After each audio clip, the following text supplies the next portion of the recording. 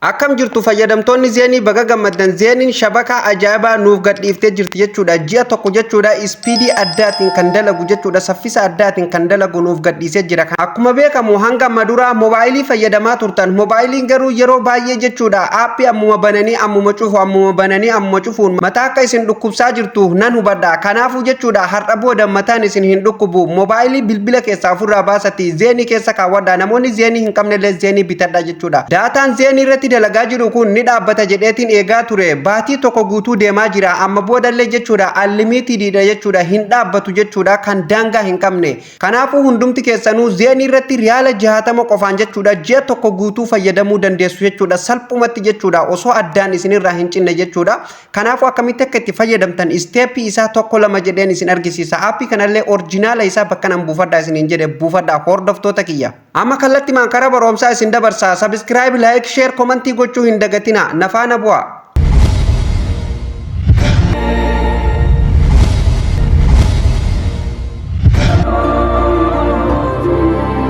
Hordoftoota kiyya kabajamoo walitti deebinee jira. Akkuma reefu mata duree irraa isiniif tuquuf yaale zeenii irratti akkamitti daataa fayyadamuu dandeenya, daataa ji'a tokko unlimited internet akkamitti fayyadamuu dandeenya kan daangaa hin qabne kan jedhu isiniin jedhee ture. Eeyyee ammallee isuman isin barsiisa. Maarree hordoftoota kiyya isinilleen viidiyoo kan hanga dhumatti yoo kan hordoftan ta'e zeenii irratti ji'a tokko karaa salphaa ta'een fayyadamuu ni dandeessu. Riyaala 60 duwwaan akkamitti akka itti fayyadamtan immoo isin argisiisa jechuudha. Aappiin zeeniin irratti isiniif dalagulleen hordoftoota kiyya aappii kana jechuudha. Aappii ZamVPN net jedhu kana jechuudha. Aappiin kun gaaduraan moobaayilii irratti dalagaa ture. Amma immoo zeenii irratti akka waayifatti dalaga jechuudha. Ispiidii ajaa'ibaatiin kwaalitii olaanaan akka ajaa'ibaa kanatti dalaga hordoftoota kiyya. Kanaafuu akkamitti akka itti fayyadamtan illee isin argisiisa jechuudha. Ani gadi buufadhee waan qabuuf yoo barbaadan pilaastoor irra illee gadi buufatuu ni dandeessanii. Orjinaala isaa immoo telegiraama kiyya irra illee isiniif hin ka'a. Telegiraama kiyya isaa akka argattan jechuudha. Viidiyoo gara booda irratti kan isinitti himuta. Otoo aappii keessa hin seenin jechuudha hordoftoota kiyya akkamitti akka itti hidhattaniin isin argisiisaa jechuudha. Zeenii riyaala 60 akkamitti akka itti hidhattan isin argisiisan nafaana bu'aa. Kanaaf mana miiseejjii fayyadamtuu jechuudha. Miiseejjii keessan hidhattuu jechuudha hordoftoota kiyya akkuma beekamu dursa riyaala 60 itti guuttatan zeenii irratti eega riyaala 60 itti guuttatanii mana miiseejjii kanarra dhuftanii yeroo tokkoof kiliik gootu irratti.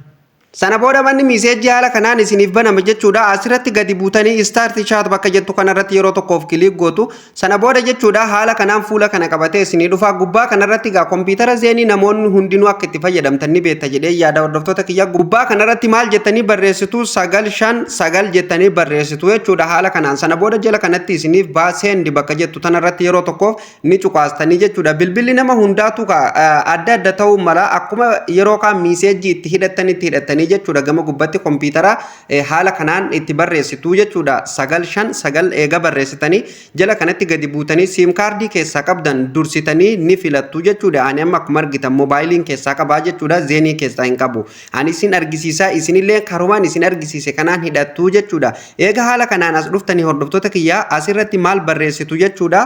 Jala kanatti gadi buutanii maal barreessitu lakkoofsa 3 barreessitu itti aansee immoo 12 barreessitu jechuudha. Haala kanaan jechuudha 312 jala kanatti barreessitu jechuudha. Eega kana asirratti barreessitanii hordoftoota kiyyaa bakka fuula duraa kana seendiitu jira seendi irratti gootanii jechuudha. Sana booda shabakaan ji'a tokko isiniif hidhamee jechuudha. Riyaala 60 keessan ni fudhata. Sana booda kan ji'a tokko miiseejjii isiniif gadhiisaa jechuudha zeeniin keessan. Haala kanaan hidhattu jechuudha hordoftoota kiyyaa. Na amana ji'a tokko akka ajaa'ibatti dalaga yoo shabakaan kun isiniif dalaguu baate ana gaafattan hordoftoota kiyyaa masuulummaa irraan isinii fudhadha jechuudha.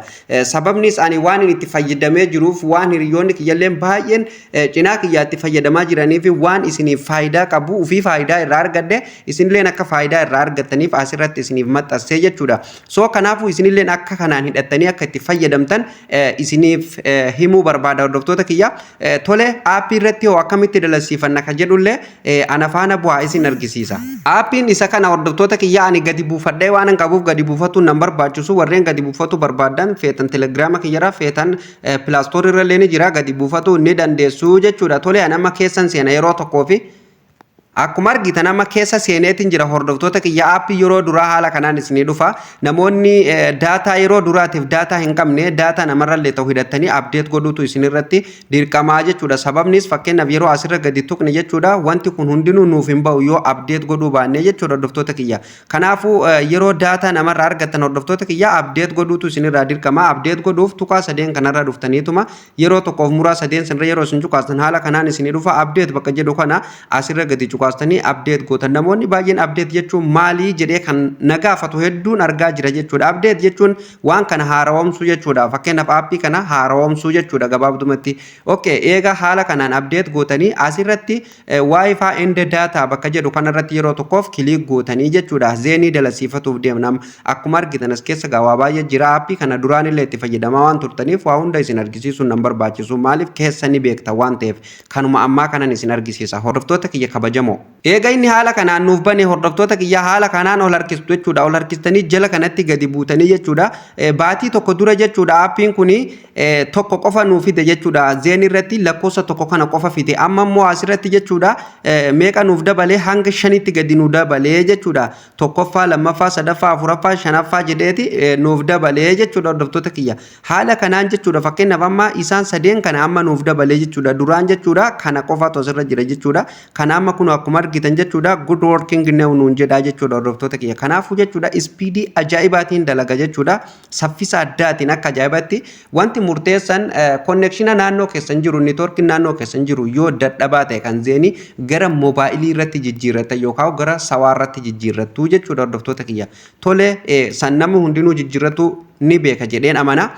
Amma kamirratti dalaga ka jedhu hordoftoota kiyya. Zeenii kana 5 irrattuu ni dalaga waan isin ajaa'ibu hordoftoota kiyya.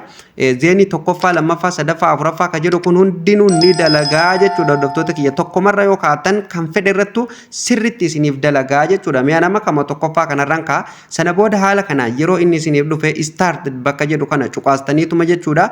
Akka ajaa'ibatti isiniif dalaga hordoftoota kiyya start bakka jedhu kana mee yeroo tokkoffaan kilikiin godha. Sana booda yeroo isin kilik gootan haala kanaan akka nuuf ayyama kenninuuf nu gaafataa jechuudha hordoftoota kiyya. Asirratti gadi buutanii maal gootan jechuudha okay jettaniin jechuudha. Yeroo isin okay jettaniin waaw kun amma hordoftoota kiyya akkuma irratti cuqaasan jechuudha haala hin eegamneen jechuudha speedii addaatiin dalagaa jira jechuudha hordoftoota kiyya. Ani wifi fayyadamaan jiru kun akkuma argitan gubbaa kanarratti jechuudha neetti fayyadamaa jira jechuudha hordoftoota kiyya. Kanaafuu jechuudha haala kanaan jechuudha isinillee jechuudha hordoftoota kiyya itti fayyadama waan bu'aa qaba hundaa waliin keenya waan ta'eef itti fayyadamaan isiniin jedha aappiin kun sirritti dalaga sirritti hordoftoota kiyya shakkii takka malee dalaga. Kanaafuu haala kanaan jechuudha itti fayyadamaan isiniin jedha hordoftoota kiyya hundumti keessanuu namoota viidiyoon kun bira hin ga'inillee namni hundinuu akka argee irraa fayyadamuuf share waliif godhaati hordoftoota kiyya itti fayyadamaan isiniin jedha. Mee amma aappii kana laaluuf jechuudha YouTube keessallee ni galla hordoftoota kiyya.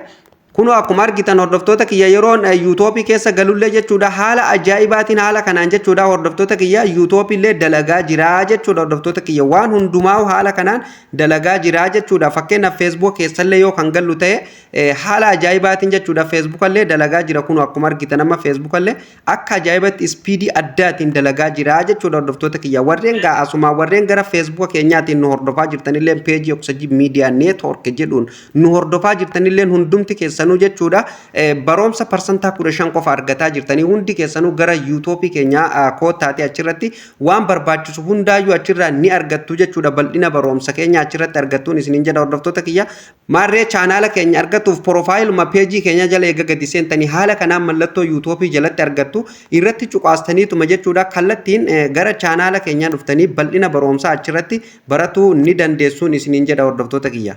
Aappii kanallee hordoftoota kiyya namoonni pilaastoorin keessan isiniif gadi hin buufne orjinaala isaa bakki isin argattan chaanaaluma kiyya kana jala eega dhuftanii jechuudha.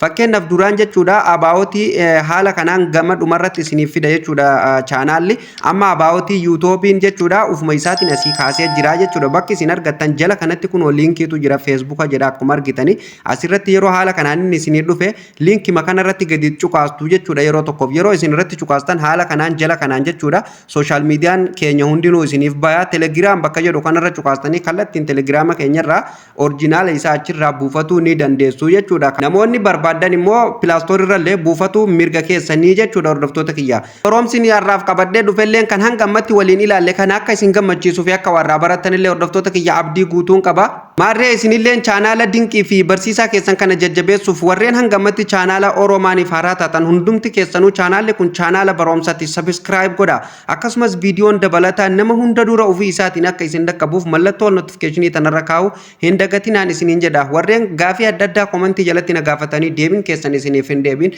viidiyoon dalagamee waan jiruuf jechuudha mata duree viidiyoo jedhu kana irra cuqaasuun barumsa keenya kan hangamatti isin jala darbe hundi isaatu as keessa jira keessan deemtanii waan barbaadan sirreeffachuu ni dandeessuun isiniin jedha hordoftoota kiyya maarree viidiyoo kanallee laayik godhuu hin dagatina hordoftoota kiyya akka namoota baay'ee bira ga'ee namuu irraa fayyadamuuf laayik tuquu aadaa godhadhaan isiniin jedha bakka isiniif hin ganillee komentii jalatti naaf barreessaa hiriyoota keessaniif sheer gochuu hin dagatinaan isiniin jedha viidiyoo narraaf qopheeffadhelleen asumarratti kan xumuramu ta'a viidiyoo itti aanuun hamma walitti deebinutti horaa bulaa liibana.